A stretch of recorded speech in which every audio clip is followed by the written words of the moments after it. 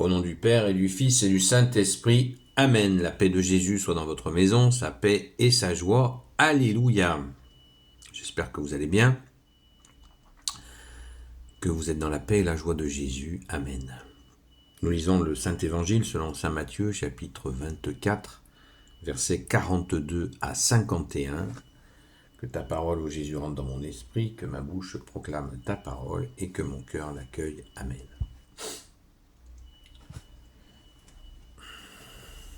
Alors,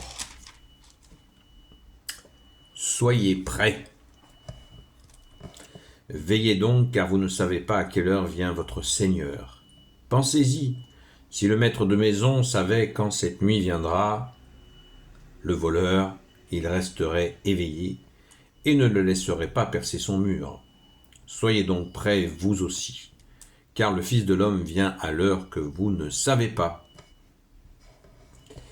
Imaginez un serviteur digne de confiance et capable. Son Seigneur lui a donné la responsabilité des gens de sa maison et c'est lui qui leur donne la nourriture en temps voulu. Heureux ce serviteur si son Seigneur, en rentrant, le trouve occupé à faire ce qu'il doit. En vérité, je vous le dis, il lui confiera tout ce qui lui appartient. Par contre, le mauvais serviteur se dit en lui-même « Mon Seigneur sera en retard ». Et puis il commence à frapper ses compagnons de service, il mange et boit avec les buveurs. Mais le Seigneur viendra le jour où son serviteur ne l'attendait pas et à l'heure qu'il n'avait pas prévue. Il lui enlèvera sa charge et le mettra avec les irresponsables. Là, il y aura pleurs et grincement de dents. Amen. Merci Jésus. Eh bien, cette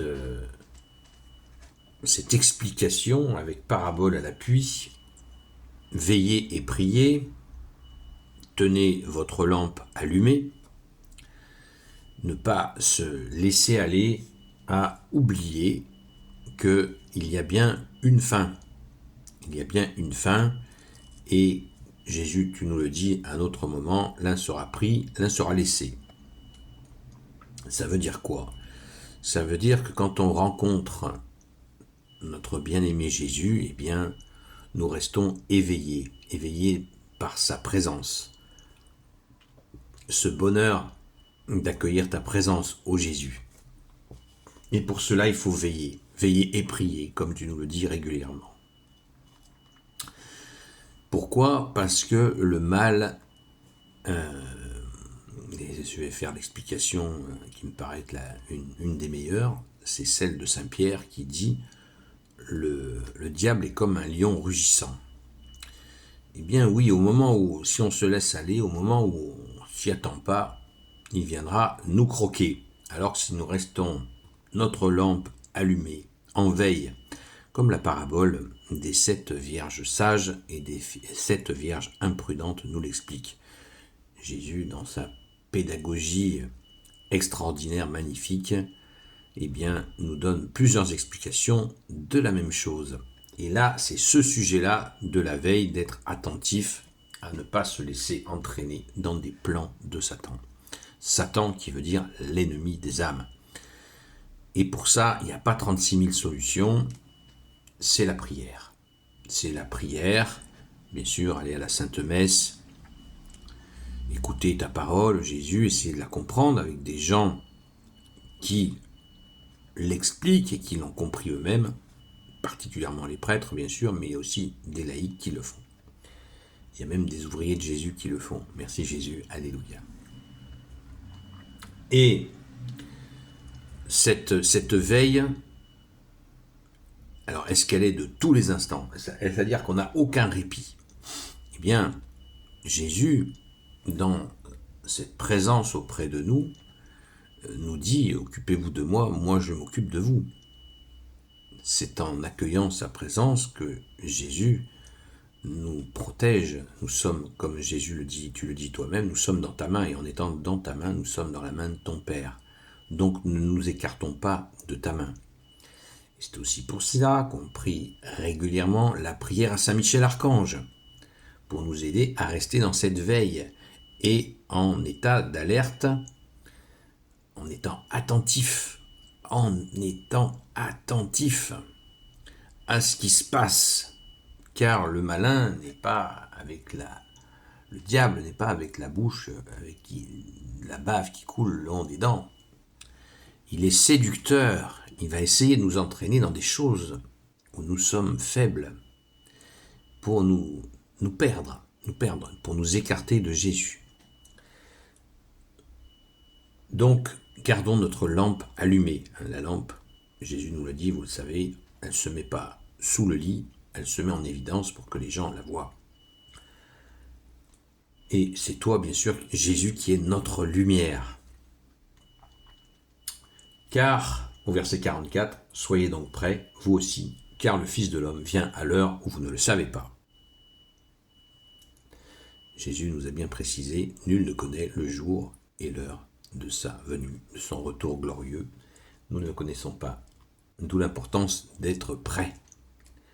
Et en tenue de service, imaginez un serviteur digne de confiance et capable. Son Seigneur lui a donné les responsabilités des gens de sa maison et c'est lui qui leur donne la nourriture en temps voulu. Heureux ce serviteur si son Seigneur, en rentrant, le trouve occupé à faire ce qu'il doit. En vérité, je vous le dis, il lui confiera tout ce qui lui appartient.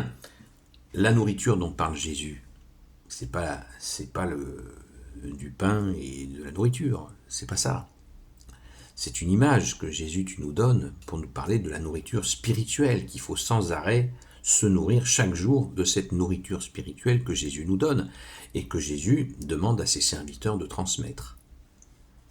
C'est très important, très très très très important de se nourrir spirituellement. Jésus ne cesse de le faire et nous en avons besoin. Notre âme se nourrit de ta parole, ô Jésus, et des explications qui vont avec. Et ainsi, nous pouvons traverser ce monde en marchant sur l'eau derrière toi, Jésus, évidemment. Enfin, les serviteurs qui se laisseront aller, eh bien, là, Jésus est sans détour. Eh bien, ça ne va pas bien se passer du tout pour eux. S'ils montrent qu'ils ne sont pas capables, c'est un peu comme le veilleur. Quelqu'un, il embauche un veilleur. Un veilleur, ça ne dort pas, ça veille pour garder des biens, des ceci, des cela, un garage, j'en sais rien. Eh bien, si le veilleur il roupille, qu'est-ce que va faire celui qui l'a embauché? Il va le virer immédiatement. Voilà. Un veilleur, ça ne dort pas. Normalement, il maîtrise la question, il ne dort pas. Et bien là, c'est pareil. C'est exactement la même image. Si Jésus revient, voit un de ses serviteurs qui roupille, qui se baffre, voire qui s'enivre, au lieu de transmettre la nourriture, comme il s'y était engagé de son propre gré, bien sûr, eh bien, il lui sera retiré toute sa charge, bien sûr.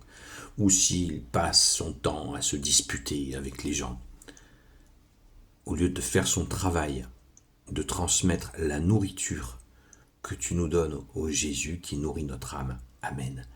Merci Jésus de nous aider à rester notre lampe allumée. Et c'est toi, notre lumière, ô Jésus. Tu es la lumière du monde. Amen. Gloire soit au Père et au Fils et au Saint-Esprit, maintenant et toujours et pour l'éternité. Amen. Ô Jésus, toi qui peux tout et qui porte tout, toi le Sauveur, toi l'Emmanuel, je te confie toutes celles et ceux qui regarderont cette vidéo, ainsi que leurs proches, selon ta seule volonté, ô Jésus. Sainte Marie, Reine des cieux, toi l'Immaculée Conception, toi qui écrases le serpent, toi qui as la lune sous tes pas, toi notre Mère, notre Dame, Saint Joseph, toi le juste et le saint, toi le sage, toi la terreur des démons, toi le saint gardien de la Sainte Église catholique apostolique, Sainte Marie Madeleine, notre chère sainte patronne, et vous tous les saints et saintes amis de Jésus, Saint Michel Archange, Saint Gabriel Archange, Saint Raphaël Archange, et vous tous les anges qui te servent, Jésus, je vous confie toutes celles et ceux qui regarderont cette vidéo, ainsi que leurs proches, selon ta seule volonté, ô Jésus. La paix de Jésus soit dans votre maison. Je vous donne rendez-vous à ce soir, donc sur la chaîne Seul Jésus Sauve sur TikTok, à partir de 20h jusqu'à 22h. Cette nourriture est essentielle, essence du ciel. Souvent, quand nous parlons du baptême, les gens croient que ça s'arrête à ce moment-là. Pas du tout. Une fois que nous avons reçu le saint baptême catholique, eh bien, il nous faut sans cesse nous former, et nous former pour comprendre, pour avancer, et ainsi être dans la joie de toi, Jésus, notre Seigneur. Amen. À très vite.